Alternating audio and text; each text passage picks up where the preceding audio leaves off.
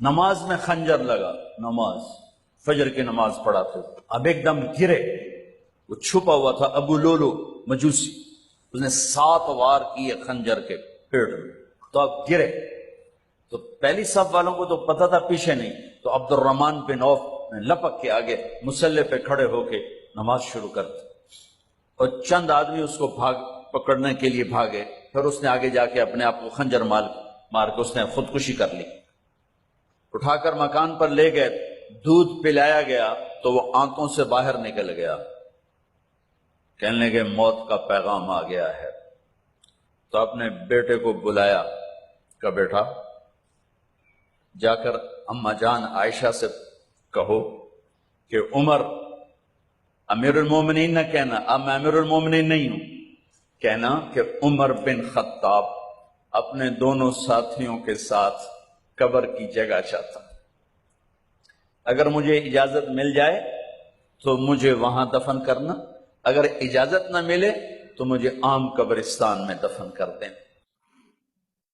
عبداللہ بن عمر تشریف لے گئے تو اماں عائشہ بیٹھی رو رہی تھی، کہ اماں جان میرا باپ عمر بن خطاب اجازت چاہتا ہے قبر کی اپنے دونوں ساتھیوں کے ساتھ، تو حضرت عائشہ رضی اللہ تعالیٰ عنہ رونے لگی، پہلے بھی رو رہی تھی، کہا عبداللہ یہ جگہ تو میں نے اپنے لیے رکھی ہوئی تھی کہ میں اپنے خامند اور باپ کے ساتھ میں بھی ایک کونے میں سو جاؤں گی، لیکن اگر عمر کی خواہش ہے تو اس جگہ کا عمر مجھ سے زیادہ حقدار۔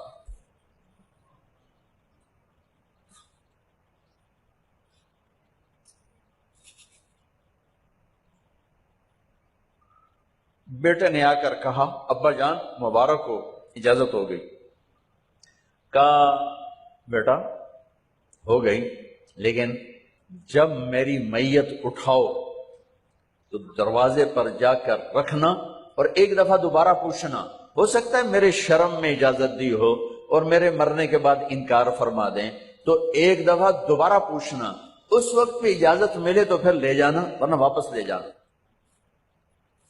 حضرت علی اور حضرت حسن تشریف لائے جس دن انتقال ہو رہا ہے،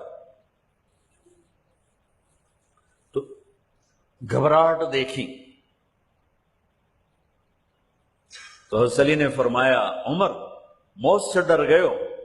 کہ نہیں موت سے نہیں ڈرا، موت کے بعد کیا ہوگا اس سے ڈر گیا۔ یہ کون کہہ رہا ہے؟ میرے بعد کوئی نبی ہوتا تو عمر ہوتا، یہ وہ کہہ رہا ہے۔ یہ کون کہہ رہا ہے؟ آپ نے کہا آج رات میں جنت میں گیا تھا، میں نے ایک بڑا خوبصورت محل دیکھا، سونے چاندی زمر یاقوت موتیوں کا، میں نے کہا یہ کس کا ہے؟ تو مجھے کہا گیا یہ آپ کے غلام عمر بن خطاب کا ہے۔ کون کہہ رہے ہیں؟ موت کے بعد جو ہوگا اس سے ڈر رہا ہوں۔ کہ آپ مسجد میں انٹر ہوئے، مسجد میں ایسے لوگ تھے، ادھر ابو بکر تھے اور ادھر عمر تھے، ہاتھ دیو، آپ نے یوں ہاتھ پکڑ لیے دونوں کے، ایسے ہاتھ پکڑ لیے، ادھر ابو بکر ادھر عمر، کہ مجھے دیکھ رہے ہو؟ کہ جی، کہ قیامت کے دن میں ایسے اٹھوں گا کہ میرے ادھر ابو بکر ہوگا اور ادھر میرے عمر ہوگا۔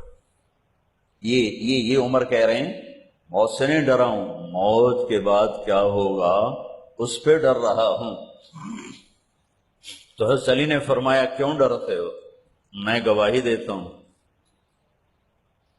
میں نے کئی دفعہ اللہ کے محبوب سے سنا کہ جنت کے بڑی عمر کے، ایک تو نا جنت کے نوجوانوں کے سردار، وہ تو حسن حسین ہیں، میں نے کتنی دفعہ سنا اللہ کے نبی سے کہ جنت میں بڑی عمر کے لوگوں کے سردار ہیں ابو بکر اور عمر۔ تو آپ نے کہا قیامت کے دن گواہی دو گے؟ آپ نے کہا، حضرت علی نے کہا میں بھی گواہی دوں گا، میرا بیٹا حسن بھی گواہی دے گا۔ وہ حضرات تشریف لے گئے تو موت کی آہٹ کو محسوس کیا تو بیٹے کی گود میں سر تھا عبداللہ بن عمر کا، بیٹا مجھے زمین پہ لٹا۔ انہوں نے یہاں سے ہٹا کر یہاں سر رکھ دیا، وہ حق سنا نہیں کیا کہہ رہا ہوں، زمین پہ ڈال دیں۔ ان کا جی نہیں چاہ رہا تھا کہ کیا کہہ رہا ہوں، زمین پہ ڈالو۔ انہیں آگے کر دے، خود پیچھے اٹھ، اپنا چہرہ مٹی میں یوں رکھ لیا اور مٹی میں منہ ملنے لگے ایسے، اور کہہ رہا ہے ویل ویل لک یا عمر ان لم یغفر لک عمر ان لم یغفر لک ربک، اے عمر اگر تیرے رب نے آج تجھے معاف نہ کی تو تو ہلاک ہو۔ ویل لک ولامک ویل لک ولامک یا عمر ان لم یغفر لک ربک، عمر اگر آج تجھے اللہ نے معاف نہ کی تو تو ہلاک ہو۔ اتنے بڑے مقام والے 1,24,000 میں ایک آدمی ہے مراد، جس سے مانگا گیا ایک آدمی، یا اللہ عمر دے دے میرے اسلام کی بلندی کے لیے۔ وہ کہہ رہے ہیں ویل لک یا عمر ان لم یغفر لک رب،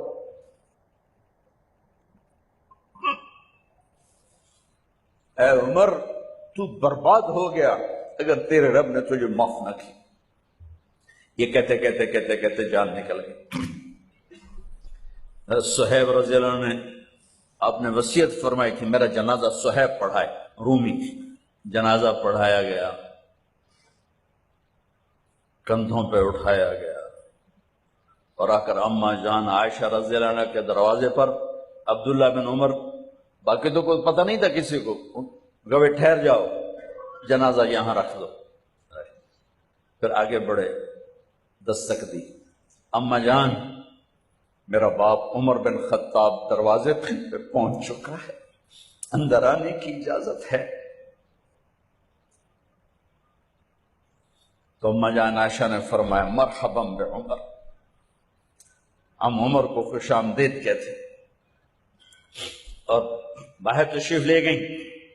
وہیں حجرہ مبارک میں قبر کھودی گئی تو عبداللہ بن عباس فرماتے ہیں کہ میرے کندھے پر کسی نے ہاتھ رکھا، تو میں نے یوں پیچھے مڑ کے دیکھا تو جناب امام المتقین حضرت علی کھڑے ہوئے رو رہے تھے اور فرما رہے تھے عمر مجھے پتا تھا تیرے سوا یہاں کوئی نہیں آ سکتا، مجھے پتا تھا یہاں تو ہی آئے گا اور کوئی نہیں آ سکتا، چونکہ میں نے ہزاروں دفعہ سنا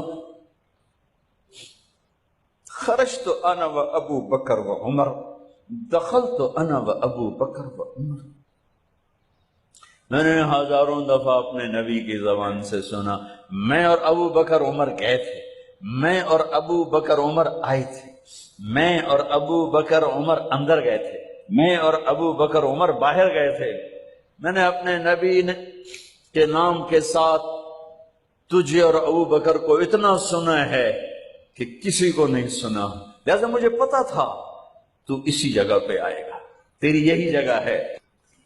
میرے بھائی بہنوں، یہ وہ لوگ ہیں جنہوں نے رضی اللہ عنہ کا ٹائٹل جیتا اور پھر روتے روتے مر گئے۔ مجھے کیا خبر کیا ہونے والی، آپ کو کیا خبر کیا ہونے والی؟ بے شک میرا رب رحیم ہے، وہ اس کے رحم کے تو فعلی کام بنے گا، کیڑیاں تقریراں تے کیڑے علم، کیڑیاں نمازاں تے کیڑیاں تجدہ، کم تو اس کی رحمت پر بنے گا، پر یہ اعمال اس کی رحمت کو لینے کا راستہ ہیں۔ یہ بھی ٹھیک نہیں ہے کہ اللہ غفور الرحیم ہے آپ ہی معاف کرے گا، یہ یزید اور حسین کو برابر تو نہ کر، آل رسول کی بوٹی بوٹی نوچ دی جائے اس کی رضا کو ڈھونڈنے کے لیے۔ وہ نہیں کہہ سکتے تھے اللہ بڑا غفور الرحیم۔ اس لیے بھائی بہنوں، معاملہ بے شک اللہ کی ذات سے ہے، بڑا کریم ہے، آنسو دیکھنا چاہتا ہے، ندامت دیکھنا چاہتا ہے۔ کون ہے جس سے گناہ نہیں ہوتی؟ کون؟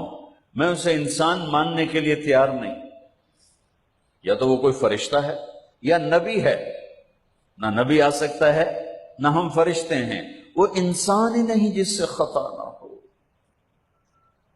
لہذا میں اپنے رب کی قدرت پہ قربان جاؤں، رحمت پہ قربان جاؤں کہ اس نے توبہ کے لیے نہ عمر کی قید نہ عدد کی قید. اب تو 60 سال کا ہو گیا ہے، 70 سال کا ہو گیا، اب تیری کوئی توبہ نہیں، آخری سانس میں آ جا قبول ہے. ابھی تیری 100 دفعہ ٹوٹ چکی ہے توبہ، اب 101 دفعہ قبول نہیں، 1 کروڑ دفعہ توڑ کے آ جا قبول ہے.